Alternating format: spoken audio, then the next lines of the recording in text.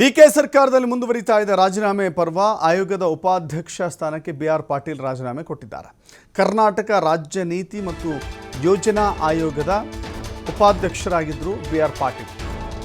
ಆಳಂದದ ಶಾಸಕ ಬಿಆರ್ ಪಾಟೀಲ್ ಸಮಾಜವಾದಿ ಹಿನ್ನೆಲೆಯಿಂದ ಬಂದಂಥವರು, ತತ್ವ ಸಿದ್ಧಾಂತಗಳಲ್ಲಿ ನಂಬಿಕೆ ಇಟ್ಟಂಥವರು. ಕಲ್ಯಾಣ ಕರ್ನಾಟಕ ಭಾಗದ ಹಿರಿಯ ಶಾಸಕರಲ್ಲಿ ಅವರು ಕೂಡ ಬಿಆರ್ ಪಾಟೀಲ್ ಕೂಡ ಒಬ್ಬರಾಗಿದ್ದಾರೆ. ಆದರೆ ಈಗ ಅವರು ಎಲ್ಲ ಸ್ಥಾನಗಳಿಗೂ ರಾಜೀನಾಮೆ ಕೊಡಬೇಕಾಗಿರುವ ಕಾರಣಕ್ಕಾಗಿ ರಾಜೀನಾಮೆಯನ್ನು ಕೊಟ್ಟಿದ್ದಾರೆ. ರಾಜೀನಾಮೆ ಪರ್ವ ಮುಂದುವರಿತಾ ಇದೆ. ಯೋಜನಾ ಆಯೋಗದ ಉಪಾಧ್ಯಕ್ಷ ಸ್ಥಾನಕ್ಕೆ ರಾಜೀನಾಮೆಯನ್ನು ಕೊಟ್ಟಿದ್ದಾರೆ.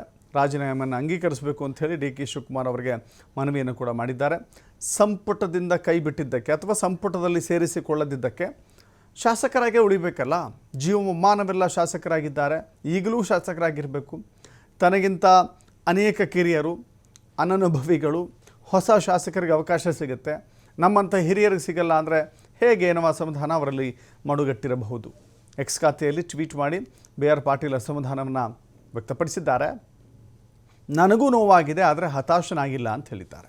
ಆಳಂದದ ಶಾಸಕ, ನನಗೂ ನೋವಾಗಿದೆ. 50 ವರ್ಷಗಳ ರಾಜಕೀಯ ಜೀವನದಲ್ಲಿ ಸಾಮಾಜಿಕ ನ್ಯಾಯ, ಸಮಾನತೆ ಮತ್ತು ಪ್ರಜಾಪ್ರಭುತ್ವಕ್ಕಾಗಿ ಹೋರಾಟ ಮಾಡಿದ್ದೇನೆ.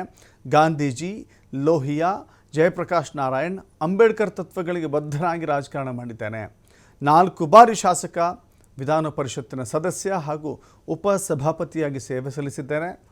ಸಿದ್ದರಾಮಯ್ಯ ಸಿಎಂ ಆಗಿದ್ದಾಗ ನೀತಿ ಮತ್ತು ಯೋಜನಾ ಆಯೋಗದ ಉಪಾಧ್ಯಕ್ಷನಾಗಿ ವಿಕೇಂದ್ರೀಕರಣಕ್ಕೆ ಒತ್ತು ಕೊಟ್ಟಿದ್ದೇನೆ. ರೈತ, ಕಾರ್ಮಿಕ, ದಲಿತ, ಪರಿಸರ ಮತ್ತು ಅಹಿಂದ ಚಳವಳಿಗಳಲ್ಲಿ ಸಕ್ರಿಯವಾಗಿ ಭಾಗವಹಿಸಿದ್ದೇನೆ. ಆಳಂದದ ಓಟ್ ಚೋರಿ ಪ್ರಕರಣವನ್ನು ಬೆಳಕಿಗೆ ತಂದು ರಾಹುಲ್ ಗಾಂಧಿಗೆ ಮಾಹಿತಿ ಕೊಟ್ಟಿದ್ದೆ. ಈ ಪ್ರಕರಣ ಕಾಂಗ್ರೆಸ್ನಲ್ಲಿ ರಾಷ್ಟ್ರವ್ಯಾಪಿ ಹೋರಾಟಕ್ಕೆ ದೊಡ್ಡ ಅಸ್ತ್ರ ಆಯಿತು ಅಂಥೇಳಿ ಬಿಆರ್ ಪಾಟೀಲ್ ಕಾಂಗ್ರೆಸ್ಸಿಗೆ ನೆನಪು ಮಾಡಿಕೊಟ್ಟಿದ್ದಾರೆ. ಇಷ್ಟೆಲ್ಲ ಹೋರಾಟ ಮಾಡಿದ್ದ ನನಗೆ ಸಂಪುಟದಲ್ಲಿ ಅವಕಾಶ ಸಿಗಲಿಲ್ಲ, ಸಂಪುಟದಿಂದ ಹೊರಗಿಟ್ಟಿದ್ದೀರಿ ಅಂದರೆ ನನ್ನ ಹೋರಾಟಕ್ಕೆ ಸಿಕ್ಕಿರುವಂಥ ಪ್ರತಿಫಲ ಇದು ಅಂತ ಹೇಳಿ ಬೇಸರವನ್ನು ವ್ಯಕ್ತಪಡಿಸಿದ್ದಾರೆ. ಇದು ಸರಿಯೋ ತಪ್ಪೋ ಇದನ್ನು ನಾಡಿನ ಜನ ವಿವೇಚನೆಗೆ ಬಿಡ್ತೇನೆ, ಅವರೇ ತೀರ್ಮಾನ ಮಾಡ್ತಾರೆ ಅಂಥೇಳಿ ತುಸು ಬೇಸರದಲ್ಲಿಯೇ ಪೋಸ್ಟ್ ಹಾಕಿದ್ದಾರೆ ಬಿಆರ್ ಪಾಟೀಲ್.